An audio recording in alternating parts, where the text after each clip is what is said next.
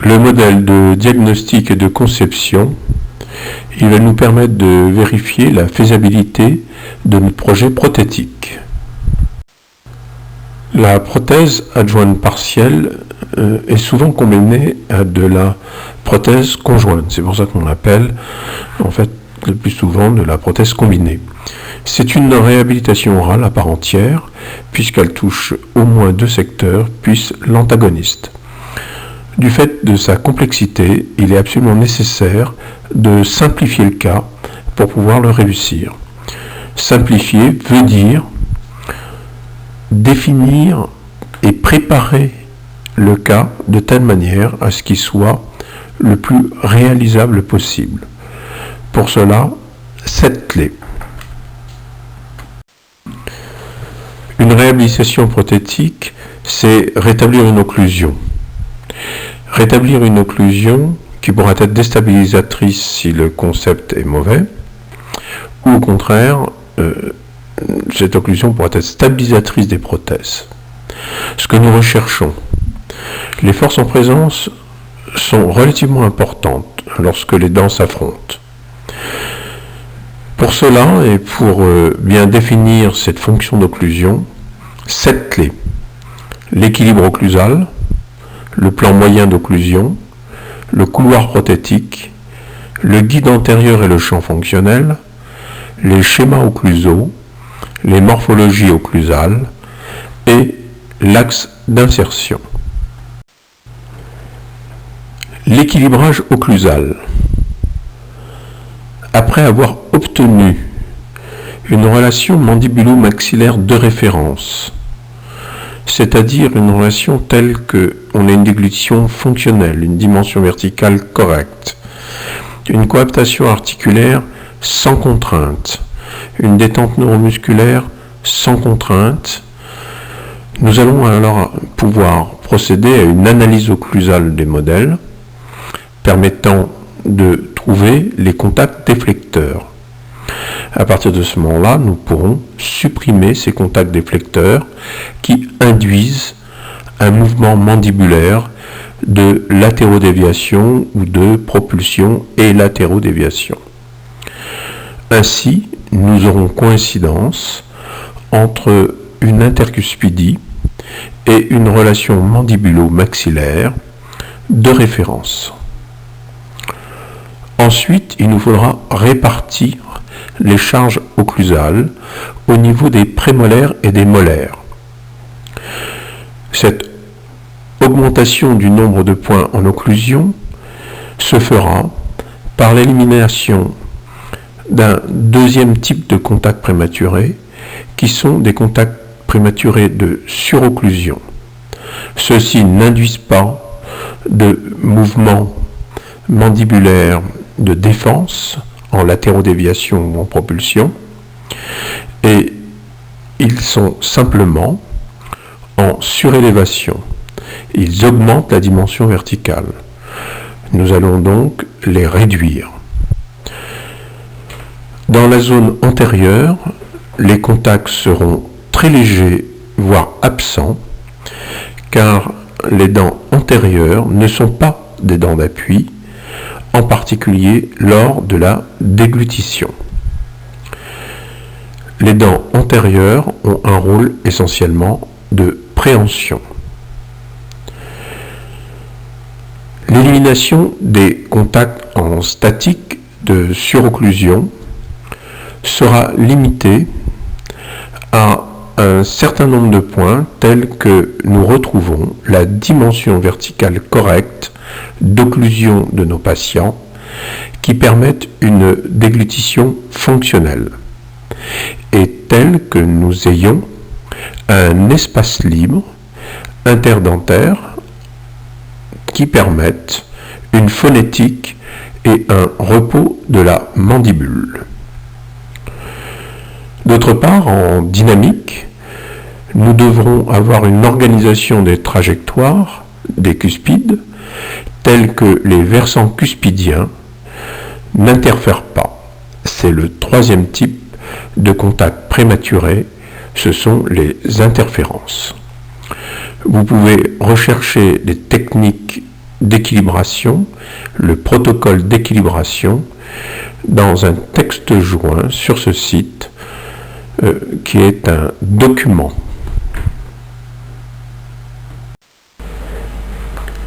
La dimension verticale doit permettre une déglutition fonctionnelle et permettre un espace libre de repos et de phonation. La dimension verticale d'occlusion est la limite entre une équilibration soustractive ou additive. La dimension verticale d'occlusion doit être systématiquement vérifiée et évaluée. La dimension verticale d'occlusion a une limite supérieure infranchissable. Sa limite inférieure est beaucoup plus tolérante.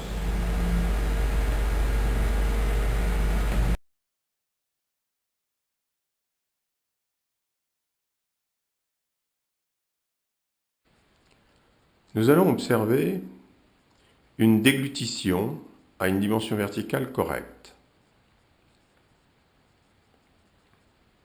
J'ai dégluti. Je recommence, je refais une nouvelle déglutition.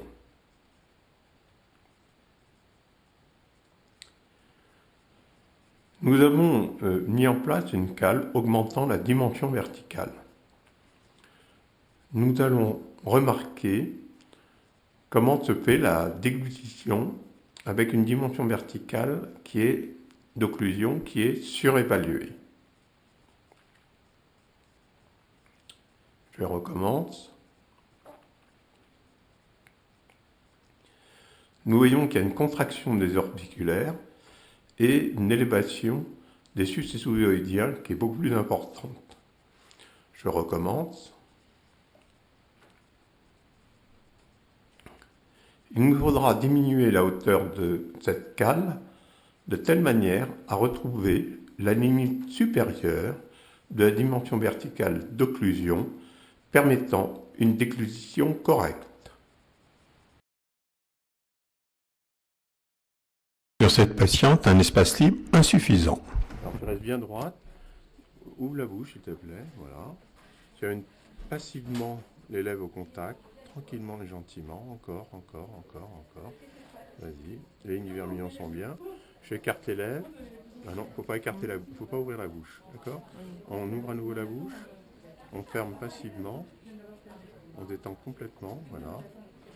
Là, j'écarte les lèvres, serre les dents. Tac, ça touche tout de suite. On est d'accord? Quasiment. Et donc, la plupart du temps, tu as les dents serrées. Tout le temps. Tout le temps les dents serrées. Hein. Surtout le matin aussi. Ouais, Voilà. la nuit, je sais refaire. Bah, merci. Sur cette patiente, nous allons pouvoir voir ce qu'est un espace libre suffisant d'environ 2 bons millimètres. Une autre patiente avec un espace libre insuffisant. Ouvre la bouche. Ferme tout doucement. Amène les lèvres à peine au contact. Voilà. Là, on écarte doucement les lèvres et serre les dents. Tac, ça touche tout de suite. Ok? On recommence. Voilà. On en fait une autre de 2 ou 3 comme ça. Voilà. Tu amènes les lèvres à peine au contact. Les dents sont desserrées. Les épaules sont complètement détendues. Voilà. La ligne du vermillon en contact. J'écarte les lèvres. Serre les dents. Tac, ça touche tout de suite, on ne voit rien du tout descendre. Ouvre la bouche, détends-toi un peu. Voilà. Ouvre la bouche, laisse les lèvres au repos, complètement détendues. Ouvre la bouche, amène les lèvres passivement au contact, voilà, à peine. Serre les dents. Tac. Ça touche quasiment tout de suite. Okay. Tu ouvres la bouche, tu fermes tout doucement, tu ne bouges pas. Un tout petit peu plus, les lignes du vermillon au contact. Serre les dents, tac, ça touche tout de suite. Ok? Bon. Et quand tu es au repos, tu as les dents qui se touchent tout de suite. Oui, quasiment. Hein? Et là, quand tu parles un petit peu, c'est un petit peu difficile. Dis AEI-OU. AEI-OU. Je vais à cheval sur le Mississippi. Je vais à cheval sur les Mississippi.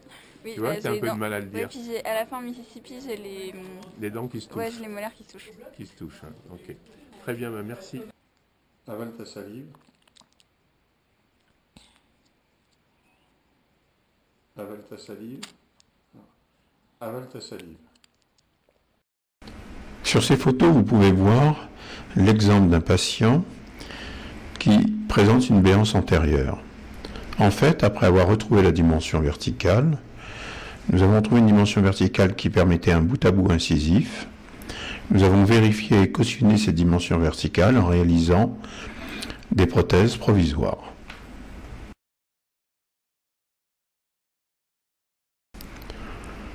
Sur ces photos, nous pouvons voir le cas d'un patient qui présente une supraocclusion. En fait, cette supraocclusion, après mise en condition neuromusculaire et mise en condition articulaire, était bien moins importante. Vous pouvez remarquer que la dimension verticale obtenue, alors, montre des abrasions très importantes sur le secteur antérieur, sur le secteur 3 et antérieur, et sur les modèles, nous pouvons remarquer que la dimension verticale d'occlusion avait été en fait largement sous-évaluée. Nous avons obtenu une relation mandibulo-maxillaire de référence et nous l'avons enregistrée. Les modèles d'étude ont été montés sur articulateur et nous pouvons procéder maintenant à l'analyse occlusale. Le plus souvent, nous n'avons pas besoin de sectoriser les modèles avec des dents démontables, comme vous le voyez, chaque dent étant dans ce modèle positionnée à l'aide d'un pins. Le plus souvent, nous trouvons très rapidement et très facilement les contacts prématurés dits déflecteurs qui induisent un mouvement de défense avec des contraintes neuromusculaires et articulaires. Ces nombres sont en général, le nombre de ces points est en général de 1, 2, rarement 3.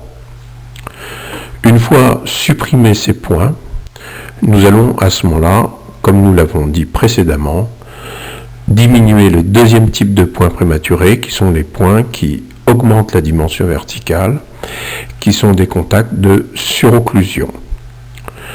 Dans quelques rares cas, où les points sont difficiles à trouver, où l'analyse est plus complexe, nous utilisons ce type de modèle fractionné afin de pouvoir non pas meuler le modèle, mais enlever la dent responsable du contact déflecteur, de telle manière à pouvoir remettre, enlever, remettre et mieux comprendre le mouvement qui a été induit et le type de contrainte qu'il organise au niveau de la neuromusculature ou de l'articulation. Ce sont des cas en général réservés à des cas de pathologie des articulations temporomandibulaires ou de pathologie de la neuromusculature. Nous voyons sur ces diapositives un contact non travaillant, c'est-à-dire que une fois les contacts déflecteurs supprimés, puis le deuxième type de contact prématuré, c'est les contacts de surocclusion supprimés. Nous avons une répartition des points au niveau des prémolaires et des molaires. Nous n'avons pas de pression au niveau des dents antérieures, c'est-à-dire qu'un papier minol de 7 microns en double épaisseur ne peut pas être pincé lorsque le patient serre les dents au niveau des dents antérieures, c'est-à-dire de canine à canine. Il nous reste à vérifier les interférences en dynamique. Les contacts les plus nociceptifs, la majorité des auteurs dans les articles internationaux 7 cordes pour le dire, sont des contacts non travaillants, c'est-à-dire des contacts opposés au mouvement de latéralité. Si je fais un mouvement de latéralité droit, le contact non travaillant sera du côté gauche. L'on voit ici la mésiopalatine de la 7 qui ne peut pas circuler dans le sillon inexistant d'une morphologie qui n'a pas été reconstituée sur la 37 inférieure. Il y a donc une interférence avec la cuspide disto-vestibulaire de cette 37. Il faudra resculpter l'ensemble de ces dents de telle manière à ce qu'il n'y ait pas d'interférence.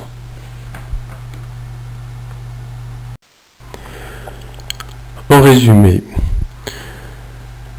L'équilibrage occlusal doit être obtenu par une équilibration telle que nous ayons supprimé les contacts prématurés des flecteurs qui induisent un mouvement de défense provoquant une contrainte neuromusculaire et articulaire, supprimer les contacts prématurés de surocclusion qui surélèvent la dimension verticale et empêchent la bonne répartition des contacts occlusaux sur les prémolaires et les molaires, et ensuite supprimer les contacts prématurés d'interférence qui, dans le cas d'une denture naturelle ou de prothèse fixée, c'est-à-dire de schémas occlusaux n'intéressant pas la prothèse complète, doivent permettre une libre circulation des cuspides sans contact, alors que lorsque nous sommes en prothèse complète ou qu'une de nos prothèses est opposée à une prothèse complète unimaxillaire, nous devons avoir des contacts sur l'ensemble des arcades lors des mouvements de latéralité et de propulsion. La question est de savoir si je dois faire des coronoplasties de mes dents en haut ou en bas. Parfois, le patient peut nous aider à retrouver quelle est la dent qui est la plus en malposition. Lorsque le patient signale une dent en haut ou en bas, en général, c'est la dent la plus en malposition qui est désignée par ce patient. Le mieux est d'observer les modèles d'étude et de vérifier quelle est la dent en malposition et quel type de coronoplastie est nécessaire pour que cette dent puisse être en contact correct avec son antagoniste.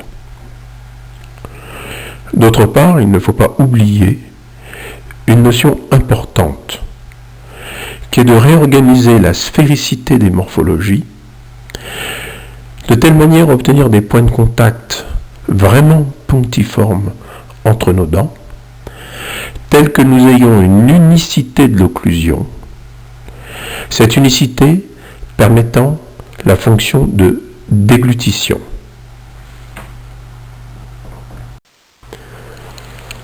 Le plan moyen d'occlusion. En fait, les contacts d'occlusion se trouvent dans un volume qui ressemble à un fer à cheval. En aucun cas, tous les points d'occlusion sont dans le même plan. On devrait donc plutôt parler d'un plan moyen d'occlusion. Ce plan moyen d'occlusion devra être situé et orienté.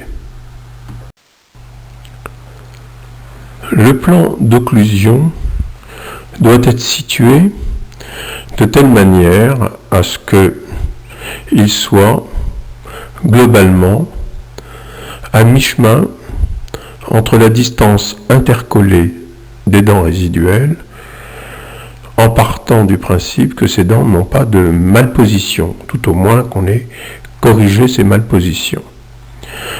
De même, on peut aussi dire que ce plan d'occlusion est situé à mi-distance des crêtes édentées, à condition de vérifier ou de compenser à l'œil le fait que ces crêtes se soient résorbées.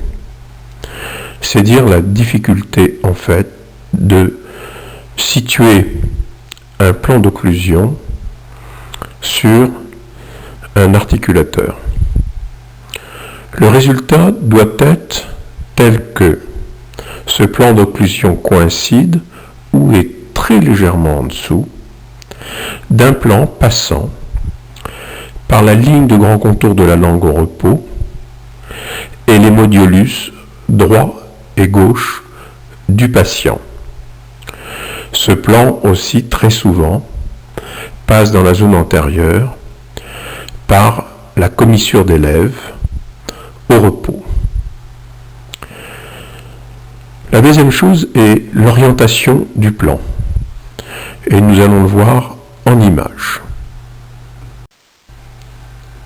Le plan d'occlusion dans le plan frontal doit être parallèle à la ligne bipupillaire des yeux afin d'avoir un sourire agréable, harmonieux. Sur l'articulateur, ce plan d'occlusion sera parallèle à l'axe charnière, ce qui implique d'avoir correctement monté le modèle supérieur sur l'articulateur à l'aide de notre arc facial.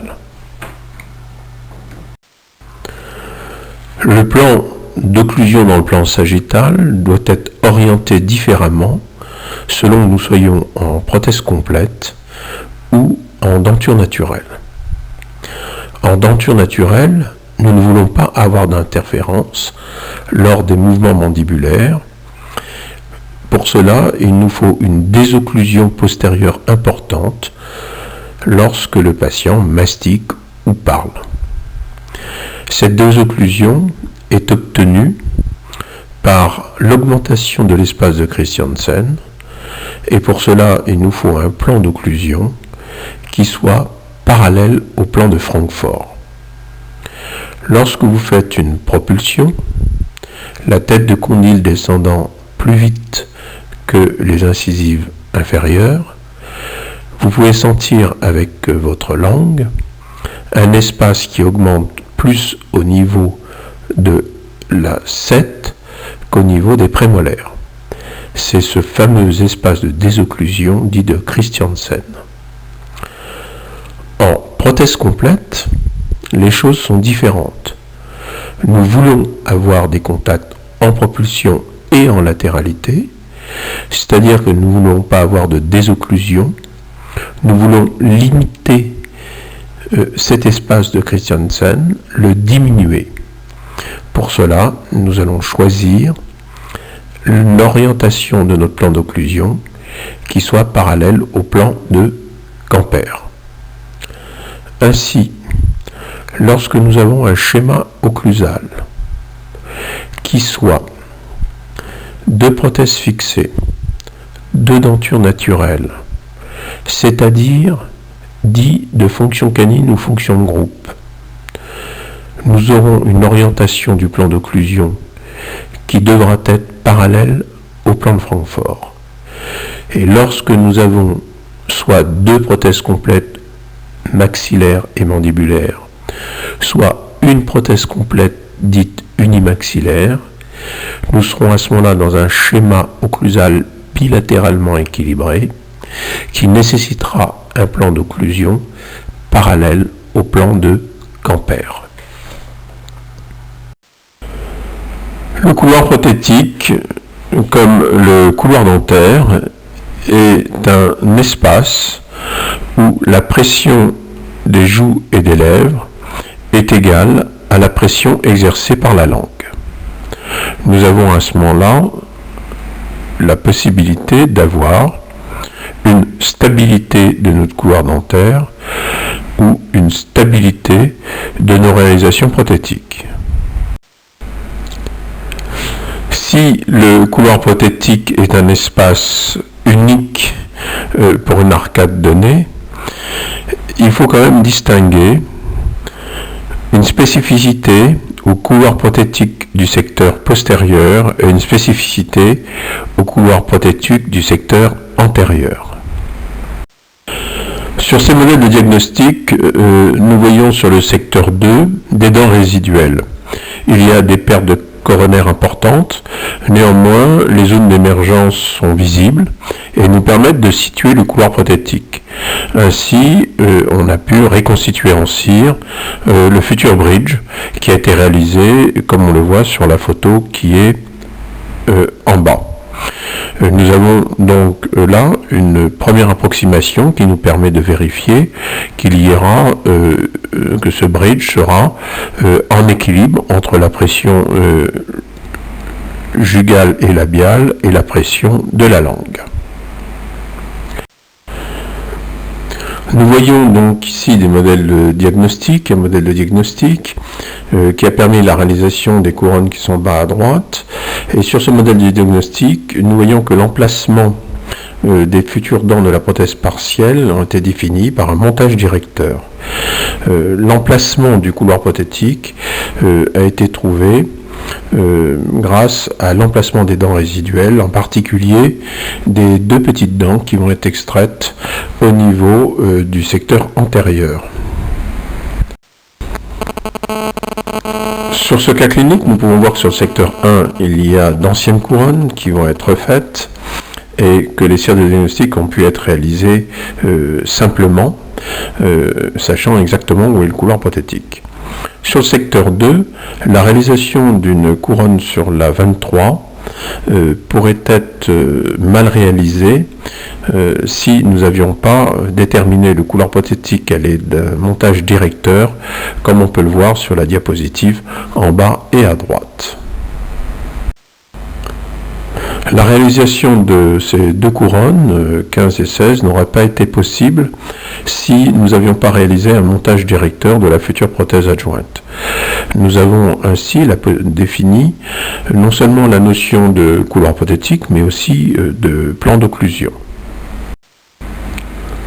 Sur ce cas clinique, nous pouvons vérifier que la réalisation des céramo-métalliques du secteur antérieur définit un couloir prothétique qui se continue parfaitement avec le couloir prothétique des cires de diagnostic réalisées sur le secteur 4. Trop souvent, les préparations à la mandibule dans le secteur antérieur sont trop vestibulées, ce qui fait que les faces vestibulaires des incisives des céramo-métalliques sont beaucoup trop en surcontour.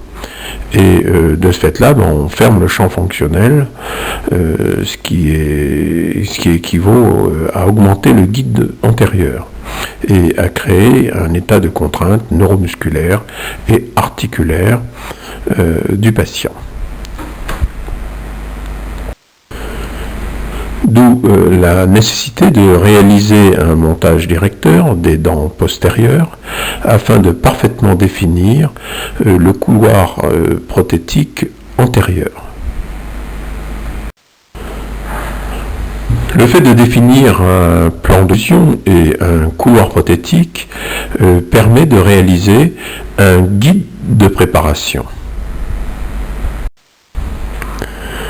Sur la photo qui est en haut et à droite, nous avons un modèle qui est issu du modèle de diagnostic, c'est-à-dire des cires de diagnostic et montage directeur.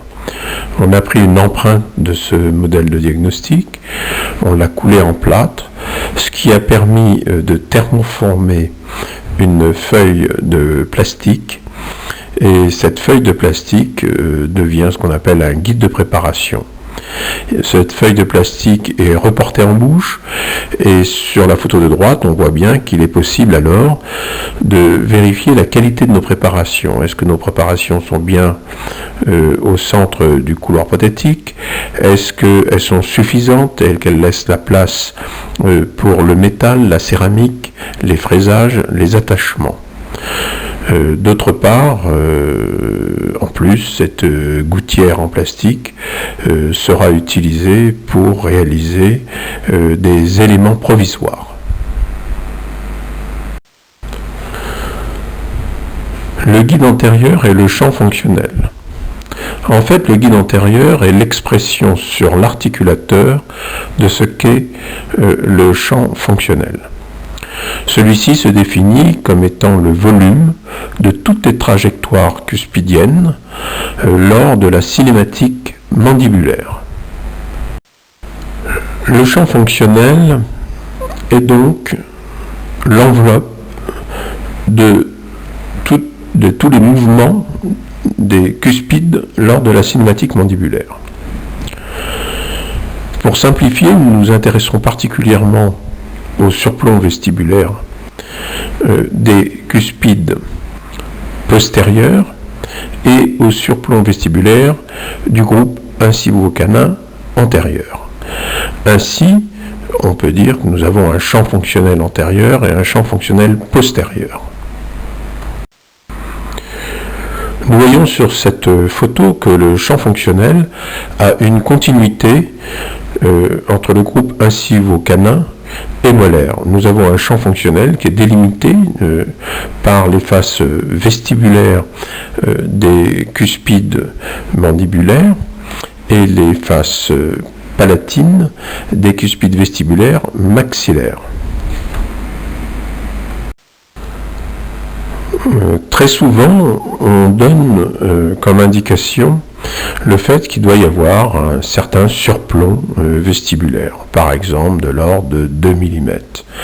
En fait, le champ fonctionnel, antérieur comme postérieur, peut être étroit ou large d'un individu à l'autre.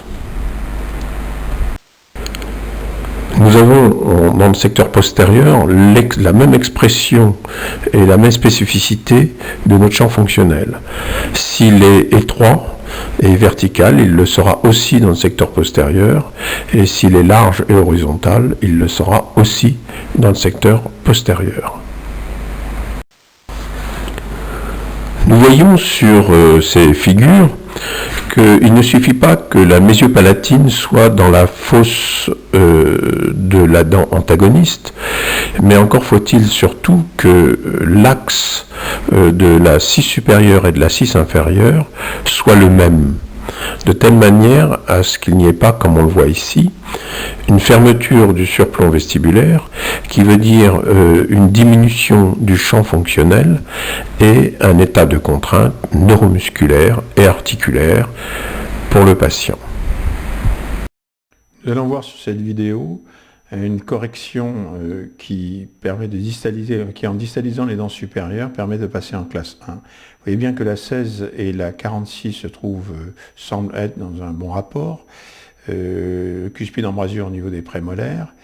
Nous regardons du côté lingual, nous voyons que cuspide embrasure au niveau des prémolaires correct, mais par contre au niveau de la 16 et de la 17, nous n'avons pas une cuspide mésiopalatine qui se trouve être dans la fosse, donc pas de verrou de l'occlusion. Et ça, c'est quelque chose qui va nuire à la stabilité de l'occlusion. Par contre, du côté gauche, nous voyons que la 26 recule bien, ainsi que la 27. Les prémolaires se mettent en cuspide embrasure. Et du côté lingual, nous allons pouvoir vérifier que la cuspide mésiopalatine de la 26 est bien mise en place dans la fosse de la 36, assurant un verrou de l'occlusion, même s'il n'est pas parfait au niveau des 7, et que la cuspide embrasure au niveau prémolaire n'est pas tout à fait parfait. Mais on aura au moins de ce côté-là une stabilité de l'occlusion qu'on n'a pas de l'autre côté. Et ceci est une chose importante. Les groupes incivo-canins exercent-ils un guidage réel ou virtuel de la cinématique mandibulaire, en particulier lors du retour vers une occlusion permettant la déglutition? Sur ce patient, nous remarquons un bridge supérieur très ancien réalisé en résine, en antagoniste des dents naturelles qui ont été abrasées. En fait, l'angle vestibulaire des facettes d'abrasion des incisives mandibulaires est venu envahir l'espace fonctionnel et ainsi artificiellement a augmenté le guide antérieur. C'est-à-dire que cet espace artificiellement donc a été diminué. Nous avons alors une contrainte rétrusive de la mandibule. Cette simple facette d'abrasion, ces simples facettes d'abrasion et leur angle vestibulaire peut ainsi créer des contraintes neuromusculaires et articulaires. Le champ fonctionnel est délimité à la face supérieure par les faces palatines et en particulier les lignes de transition de ces faces palatines du groupe incivo-canin du maxillaire, et d'autre part par les faces vestibulaires du groupe incivo-canin mandibulaire. En cas d'erreur, nous allons avoir une réduction du volume du champ fonctionnel, et de ce fait-là, nous aurons des contraintes articulaires et des contraintes neuromusculaires. La réalisation de cette prothèse partielle antagoniste à une prothèse complète est telle que nous avons un guide antérieur qui est virtuel. Néanmoins, ce guide antérieur délimite un champ fonctionnel tel que la cinématique de la mandibule ne soit pas gênée par l'emplacement des dents mandibulaires. D'autre part, la pente incivo-canine existante conditionne, comme on le voit en bas et à droite, une courbe de compensation telle que les couronnes réalisées au secteur 1 maxillaire soient dans cette courbe de compensation. C'est dire l'importance d'évaluer ce guide antérieur afin de régler notre articulateur et de réaliser un couloir prothétique et un plan d'occlusion qui se continue par une courbe de compensation pour que la construction des couronnes du secteur 1 puisse être conforme au futur schéma nécessaire en prothèse unimaxillaire, qui est un schéma bilatéralement équilibré. Les schémas occlusaux.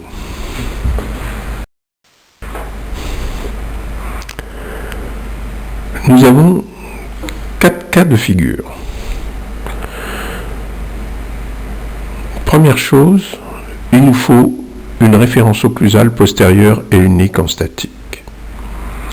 Et ceci dans tous les cas, pour permettre une déglutition.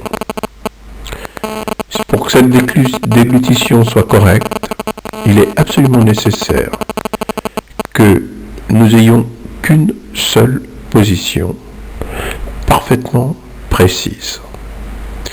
Celenza a dit que la précision de l'occlusion était plus importante que la position elle-même.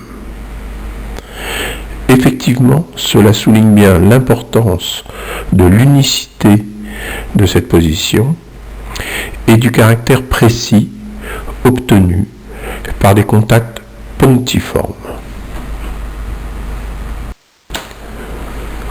Deuxièmement, cette référence occlusale postérieure unique peut être complétée par une fonction canine lorsque le surplomb est suffisant et que nous nous trouvons soit en denture naturelle, soit en prothèse fixée.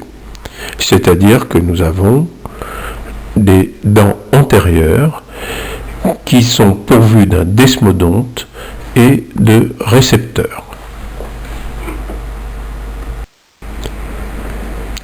Troisièmement, cette référence occlusale postérieure et unique peut être complétée par une fonction dite de groupe. Lorsque le surplomb vestibulaire est faible, c'est-à-dire que nous avons un champ fonctionnel large, horizontal, nous pouvons renforcer la fonction canine par des contacts de la vestibulaire de la 4, vestibulaire de la 5 et vestibulaire de la mésio-vestibulaire de la 6.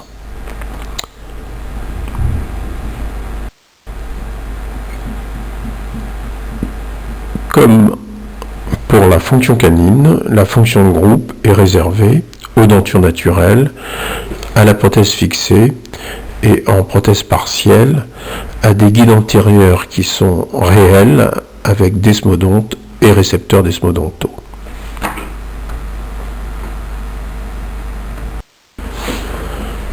Quatrièmement, en dernier, lorsque nous avons des prothèses complètes ou nous avons en antagoniste une prothèse unimaxillaire complète, nous avons systématiquement un schéma occlusal tel que nous ayons un équilibre occlusal bilatéralement équilibré. Cette nécessité de stabiliser la prothèse adjointe totale implique ce schéma occlusal. D'autre part, le fait d'absence de réflexe proprioceptif permet ces contacts équilibrés du fait que ces contacts ne peuvent en aucun cas être nociceptifs.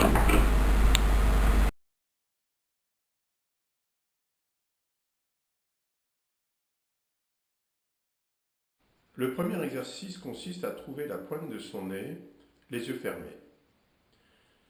Je vais donc fermer les yeux et au top, je vais vers la pointe de mon nez. Je ferme les yeux, top, et je trouve la pointe de mon nez. Maintenant, je vais passer au deuxième exercice.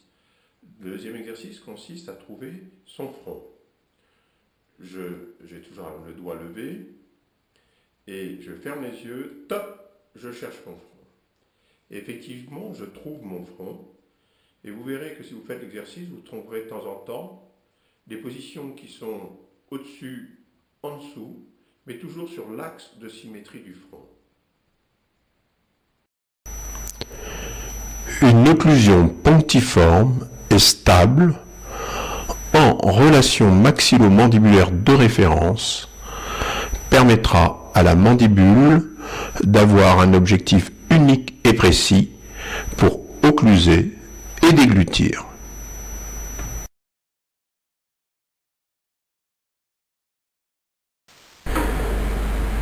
Ce patient présente des couronnes dont la réfection est nécessaire. On peut remarquer des fractures occlusales et des abrasions importantes. Ce patient, après mise en condition neuromusculaire et articulaire, obtention d'une relation mandibulo-maxillaire de référence, devra être construit tel que nous ayons une position de référence postérieure et unique en occlusion, permettant une déglutition fonctionnelle, et dans le secteur antérieur, une fonction de groupe garantissant une désocclusion minimum telle qu'il n'y ait pas d'interférence lors des mouvements dynamiques. Ce patient, lui, a besoin d'une restauration globale de sa bouche. Réfection des prothèses conjointes et réfection de sa prothèse adjointe partielle. Afin d'atteindre notre objectif qui est d'avoir un équilibre occlusal, la priorité sera donnée en premier à une référence postérieure unique telle que nous ayons une unicité et une précision qui permettent une déglutition, sans contrainte neuromusculaire et articulaire.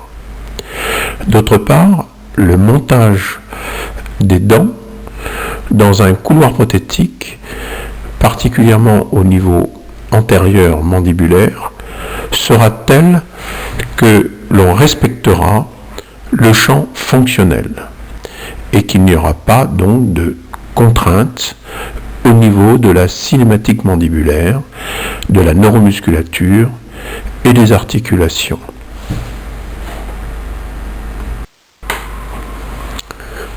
D'autre part, la fermeture du champ fonctionnel pourrait déstabiliser la prothèse inférieure et parfois chez des patients relativement forts, ayant une bonne musculature, des fractures de nos prothèses.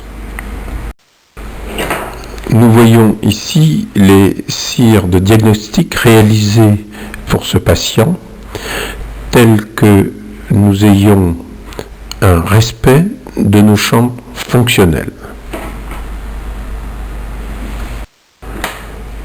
Et nous voyons dans le secteur postérieur la recherche d'une occlusion unique, stable, précise. Pour ce même cas clinique, nous avons les deux prothèses réalisées au maxillaire et à la mandibule.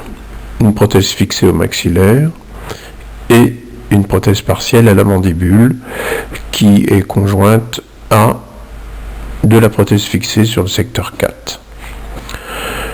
Nous pouvons voir les surfaces occlusales métalliques réalisées sur la prothèse adjointe partielle.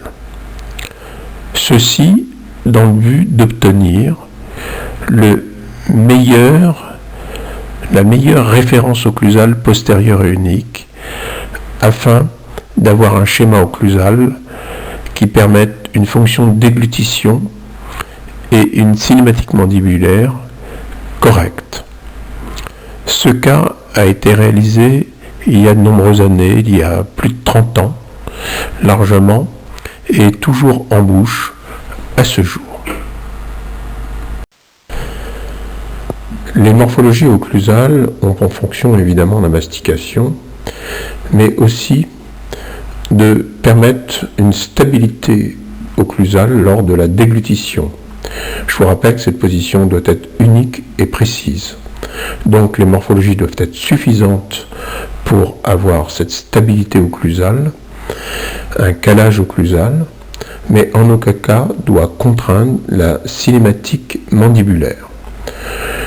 Car si l'on diminue le volume du champ fonctionnel, particulièrement lors du retour de la mandibule pour déglutir, eh bien nous aurons à ce moment-là une contrainte au niveau des articulations et de la neuromusculature. Les morphologies occlusales dépendent de la nature de l'antagoniste. Les morphologies peuvent être celles de l'antagoniste, peuvent être celles d'une denture naturelle, mais peut-être aussi des morphologies thérapeutiques, par exemple d'une prothèse fixée, ou des morphologies des dents du commerce d'une prothèse adjointe. D'autre part, le choix des matériaux déjà utilisés pour l'antagoniste va conditionner le choix de notre matériau pour notre prothèse. Il est important de faire la remarque suivante à propos de l'abrasion des dents. Cette abrasion ne dépend pas de la dureté du matériau, mais de l'état de surface et de la sphéricité des versants cuspidiens.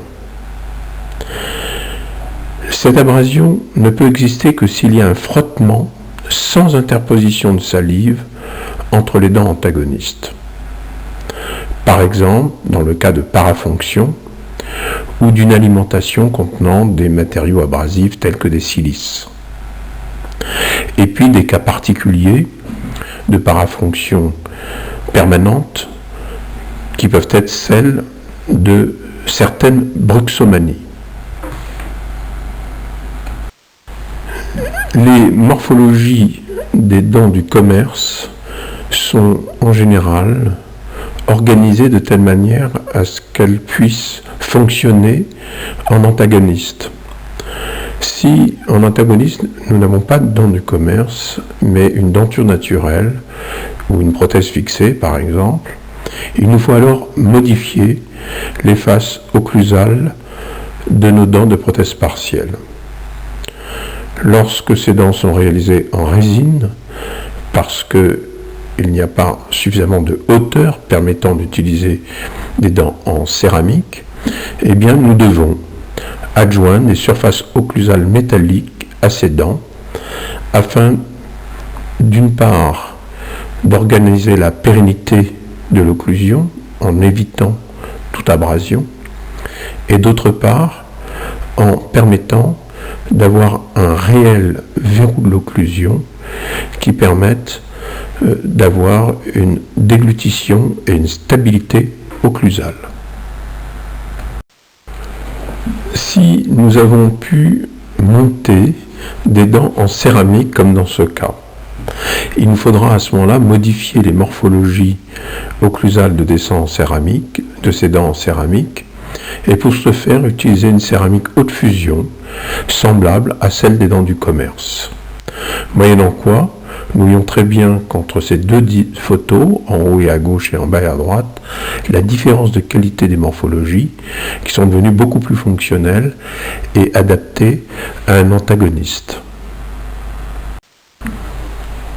Le cas de cette patiente est particulier. En fait, le surplomb incisif au canin, était tellement important que le seul moyen que nous ayons véritablement de stabiliser l'occlusion de cette patiente et d'assurer ainsi la fonction de déglutition a été de réaliser un schéma occlusal exclusivement à référence postérieure et unique, c'est-à-dire avec des morphologies telles que nous ayons une précision parfaite et une unicité parfaite de l'occlusion. Pour ce faire, nous avons dû utiliser des dents du commerce en résine et des surfaces occlusales métalliques. La possibilité que nous avons de modifier des dents en céramique et d'avoir des morphologies qui soient correctes en conservant une certaine fonction esthétique nous a amené à essayer ce type de reconstruction céramique sur des dents en résine. Il est évident que les surfaces occlusales métalliques ne sont pas toujours bien perçues par les patients. Mais nous avons été déçus, comme cette photo le montre, par ces surfaces occlusales en céramique réalisées sur des dents en résine. C'est ainsi que l'on voit très bien que dans ce cas, où une patiente voulait du tout céramique, que nous avons perdu une surface occlusale céramique qui s'est fracturée au niveau d'une dent avec un attachement. Ces dents qui ont des attachements, des parties métalliques, par exemple un crochet, sont souvent sous contrainte et de ce fait-là, ces facettes occlusales en céramique cèdent. L'axe d'insertion est la 7e clé. Non pas que l'axe d'insertion soit lié directement à l'occlusion, mais indirectement, au moins sur 2 points. Le premier, c'est qu'il doit être perpendiculaire au plan d'occlusion corrigé, puisqu'il doit empêcher plutôt la désinsertion de nos prothèses lors de la mastication. D'autre part, il faut éviter que les fraisages et les éléments fraisés, les crochets, attachements, etc., participent à l'occlusion. Il vaut mieux que ces points d'occlusion soient sur les couronnes fraisées elles-mêmes. C'est pour ça que je pense qu'il est important d'en parler ici et que cette 7e clé est importante dans le concept de fabrication de nos prothèses, de prothèses adjointes partielles. Il faut savoir que cet axe d'insertion conditionne la ligne de grand contour en fonction de cette perpendiculaire au plan d'occlusion corrigé, mais aussi les zones de rétention qui sont à 0,25 lorsqu'on travaille du cobalt-chrome, conditionne les préparations coronaires de prothèses fixées ou pelliculaires des dents naturelles, les fraisages des couronnes fraisées, la position des attachements. C'est donc un élément très important de la construction de nos prothèses adjointes partielles, combinées généralement à de la prothèse fixée. La seule partie d'un châssis métallique qui va être sous la ligne de grand contour, ce sont les extrémités des crochets, qui sont des moyens de rétention. Hormis ces pointes de crochet, ces extrémités de crochet, l'ensemble de tous les éléments de connexion vont se trouver dans des zones de dépouille ou au-dessus de la ligne de grand contour. Nous voyons les différents éléments de connexion de cette prothèse amovible, prothèse fixée. Ce sont les appuis occlusaux, les appuis singulaires, les crochets, les attachements, les barres coronaires, les barres singulaires. L'ensemble de ces éléments de connexion peuvent être à l'intérieur des morphologies axiales d'une prothèse fixée par le moyen de fraisage. Nous voyons ici sur ce schéma un appui occlusal et sa potence qui ont nécessité une préparation, que ce soit d'une dent naturelle ou d'une couronne fraisée, Cette préparation ne peut être faite que suivant un axe qui est l'axe d'insertion et qui a été défini précédemment. Sur ce modèle pédagogique, nous voyons la réalisation d'un appui occlusal et d'un plan guide. Nous voyons que cet appui occlusal a une forme un peu en serrure, que les angles ne sont pas vifs, ils sont doux, de telle manière à ne pas entraîner de carie s'il s'agit d'une dent naturelle, en cas de préparation pelliculaire. Par contre, ces angles peuvent être avivés s'il s'agit de métal. On peut approfondir un peu plus cette notion d'appui occlusal. Par contre, pour ce qui est du plan guide, il est toujours le même, que ce soit une dent naturelle ou un fraisage.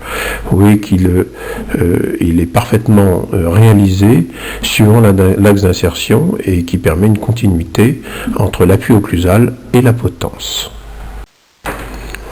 Sur cette autre vue de ce modèle pédagogique, la flèche jaune nous montre bien la partie arrondie permettant un brossage et une bonne hygiène de cette préparation faite dans une dent naturelle. D'autre part, nous voyons surtout aussi la fabrication et l'élaboration, les paramètres de ce plan guide. D'une part, il intéresse à peu près la 2/3 de la hauteur de la dent et pas plus pour protéger l'anneau gingival, que la potence en aucun cas ne doit venir comprimer l'anneau gingival. Et ensuite, il a une largeur qui est quasiment de pointe de cuspide vestibulaire à la pointe de cuspide palatine. Sur ce modèle pédagogique, nous voyons l'expression de la fabrication, de l'élaboration, de la préparation d'un plan guide et d'un appui singulaire. Il est remarquable de noter que cette préparation se fait suivant l'axe d'insertion et que nous avons des formes arrondies permettant un brossage aisé de ces préparations s'il s'agit de dents naturelles.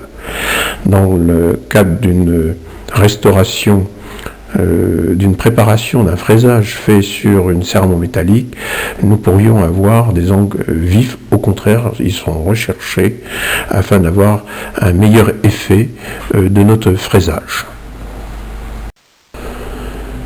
En vestibulaire, le petit rond montre la position du crochet en position de rétention au neutre, c'est-à-dire qu'il n'exerce aucun effet sur la dent.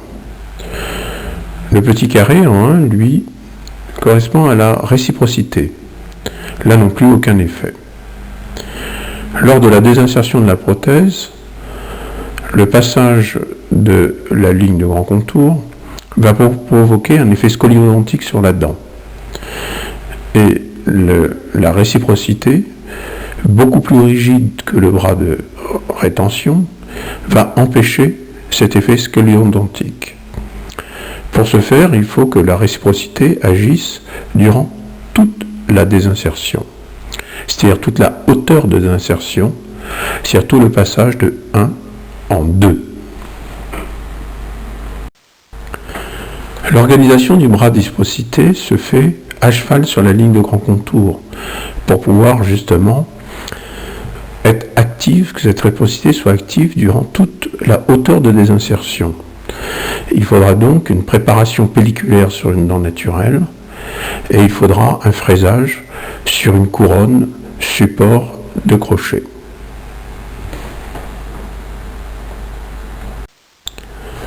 La préparation pelliculaire a été réalisée afin de ménager une surface guide devant recevoir le bras de réciprocité qui agira pendant toute la hauteur de désinsertion. Il faut organiser cette surface guide dans sa connexion avec le plan guide. Les 3 flèches jaunes montrent la nécessité de bien organiser ce passage de telle manière à ne pas avoir un surcontour trop important dû au bras de réciprocité.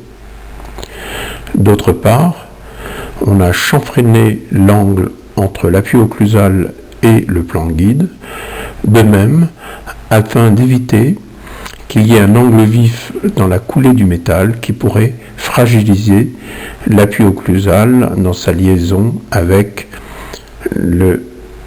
la potence. Nous voyons dans ces couronnes des fraisages réalisés. Ils sont beaucoup plus importants qu'une préparation pelliculaire, puisque dans le métal, cette importance va permettre aux éléments de s'inclure dans la morphologie axiale de la dent. De même, on peut remarquer que l'appui occlusal, lui aussi, est beaucoup plus important et va permettre aussi d'inclure largement l'appui occlusal dans la morphologie occlusale de la dent. Les fraisages présentés montrent la réalisation de surfaces guides permettant d'inclure des bras de réciprocité, mais aussi le passage interproximal nécessaire pour passer un crochet cavalier. Nous voyons ici un bras de rétention qui va en s'affinant vers son extrémité avec une section demi-jonc afin d'assurer sa flexibilité. La pointe de ce crochet se trouve dans une zone de contre-dépouille de 0,25 pour du cobalt-chrome.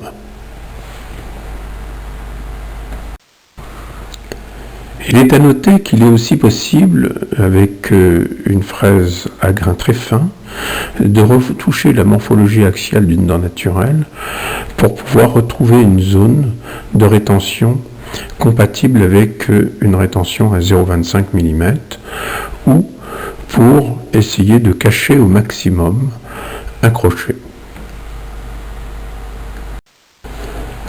Lorsque les morphologies axiales de couronne ne présentent pas de moyen d'obtenir une rétention à 0,25, il est possible d'aménager des logettes qui sont rétentives et simplement rétentives, de telle manière à ce que les pointes les extrémités de nos bras de rétention de crochet puissent trouver un surplomb à 0,25 mm. Nous vous invitons à voir la présentation sur ce site des TP de préparation pelliculaire et fraisage, ainsi que la réalisation de crochets en cire.